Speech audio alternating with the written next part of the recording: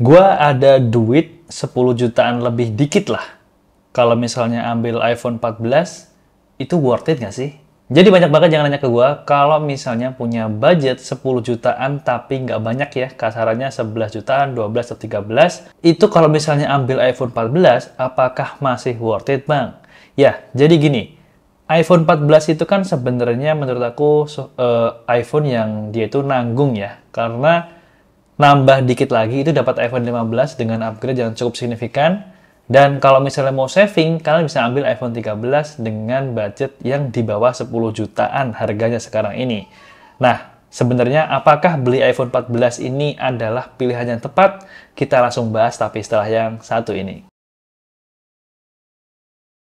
iPhone 14 ini adalah iPhone yang rilis pada September 2022, di mana peningkatannya tidak terlalu signifikan kalau bisa dibilang dari iPhone 13. Karena dari mulai desain sama, notch-nya juga sama-sama aja. Memang kalau iPhone 14 ini dulu yang dijual itu adalah seri Pro-nya. Seri yang regulernya sih sebenarnya nggak terlalu beda signifikan dibandingkan dengan iPhone 13. Nah, sekarang ada pertanyaan, kalau misalnya budget kalian itu 10 jutaan, apakah worth it ambil iPhone 14? Nah, jawaban singkatnya, nggak worth it. Jawaban lengkapnya, nah kita akan bahas. Mulai dari kita bahas satu persatu ya. Jadi kalau misalnya kita compare nih desain iPhone 13, iPhone 14, dan juga iPhone 15, itu di bagian belakangnya cukup identik. Memang yang membedakan antara iPhone 14 dengan iPhone 15 itu adalah di kameranya. Di mana kamera iPhone 14 itu sensornya di 12 megapiksel, sementara iPhone 15 itu di 48 megapiksel. Dan juga untuk fitur-fitur yang dibawa di iPhone 15 itu jauh lebih kompleks dan hasil dari kualitas gambarnya lebih bagus di iPhone 15. Sedangkan iPhone 14 versus iPhone 13 itu nggak terlalu jauh beda untuk hasil kameranya. Kalau dari segi material desainnya saya pikir nggak terlalu ada beda ya, karena ini adalah iPhone seri reguler. Dan kita lanjut untuk bagian depan. Nah, ini yang jadi pembeda nih antara iPhone 14 dibandingkan dengan iPhone 15 ataupun di iPhone 13. Memang kalau iPhone 13 ke 14 itu nggak beda ya untuk notch-nya, tapi untuk iPhone 15 itu sudah menggunakan Dynamic Island. Di mana Dynamic Island ini kalau di seri iPhone 14 itu adanya di seri Pro Series aja. Di seri regulernya itu nggak ada. Jadi, ya singkatnya adalah beda banget untuk bagian layarnya ini antara iPhone 14 dengan iPhone 15. Berapa Bang bedanya biaya yang dikeluarkan untuk antara iPhone 14 dengan iPhone 15? Itu sekitaran 2 jutaan, karena harga dari iPhone 14 itu sekarang di 11 jutaan kecil dan harga dari iPhone 15 itu di 13 jutaan kecil.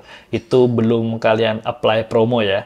Nah ya, kemudian kita lanjutkan. Tadi desain backdoor udah, kemudian layar udah, sekarang untuk portnya.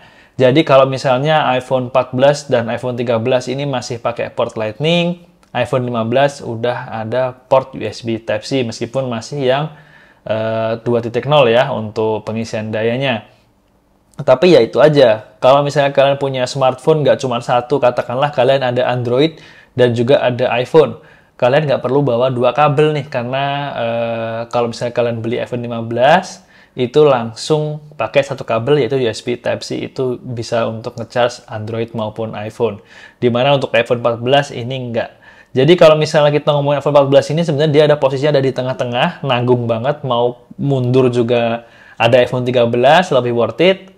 Maju ke depan ada iPhone 15 nih yang tentu untuk upgrade-nya lebih jauh signifikan lebih baik dibandingkan iPhone 14. Dan range bedanya antara iPhone 13, 14, dan 15 itu selisihnya harganya itu di 2 juta. Jadi kalau misalnya iPhone 13 itu harga sekarang 9,5 juta, iPhone 14 itu harga di 11 juta 300-an, dan iPhone 15 itu di 13 juta 100 atau 13 juta 200. Jadi bedanya kisaran 1,5 sampai 2 juta. Dan kalau misalnya ngomongin harga budget yang sudah di atas 10 juta, ya menurutku jangan nanggung ya.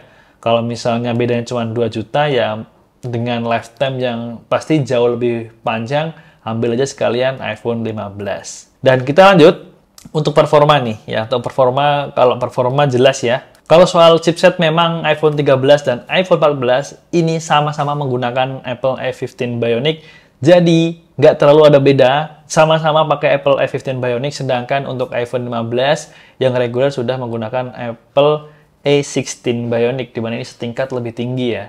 Ya di sini aja udah kelihatan gitu, kalau misalkan mau ambil iPhone 14, ada iPhone 13 nih dengan chipset yang sama, kamera juga mirip-mirip hasilnya gitu kan, desainnya sama persis, portnya juga masih port Lightning. Mungkin yang pertimbangan orang-orang kenapa ambil iPhone 14 ya antara dia mikirnya insecure kalau misalnya iPhone 13 itu rawan green screen, paling itu aja sih. Jadi mereka ambil iPhone 14 dengan ngorbanin 2 juta. Padahal nambah 2 juta lagi, itu dapat iPhone 15 yang jauh lebih baik. Secara performa, jelas iPhone 15 ini lebih unggul dibandingkan dengan iPhone 14. Dan tentunya untuk lifetime-nya update software dari iPhone 15 lebih lama dibandingkan dengan iPhone 14. Jadi dari sini bisa disimpulkan, apalagi terkait harganya, di mana iPhone 13 tadi sudah aku bilang harganya sudah di bawah 10 juta, sekarang di 9,5 jutaan aja. Dan untuk iPhone 14 saat ini itu harganya di 11 juta 300 ribuan. Mungkin kalau misalnya kalian apply promo bisa di bawah 11 juta. Dan untuk iPhone 15 ini di 13 jutaan kecil. Jadi kalau kalian punya budgetnya itu 10 juta, aku saranin ambil aja iPhone 15 dibandingkan dengan iPhone 14 saat ini. Apalagi ini kan sudah bulan Juni ya, atau udah mulai bulan Juli. Bentar lagi akan rilis iPhone 16, di mana pasti harga-harga dari iPhone mulai dari iPhone 12, 13, 14, 15 pasti tentunya akan turun. Ya bisalah dapat 500 ribu turun lagi gitu kan. Jadi kalau misalnya kalian mau sabar dikit, bisa kalian nanti ambil iPhone 15 dengan harga mungkin di 12 atau di bawah 12 juta. Itu bisa banget pasti di tahun ini kalian dapetin harga iPhone 15 di angka segitu. Jadi kalau misalnya kalian nanya iPhone 14 worth it apa enggak, menurut sih nggak worth it sama sekali ya. Karena sebenarnya iPhone 14 itu adalah iPhone yang benar-benar nanggung. Jadi gimana menurut pendapat kalian? Tuliskan komentar kalian di bawah ya. Sampai bertemu di video selanjutnya. Saya Galang pamit dan have a nice day.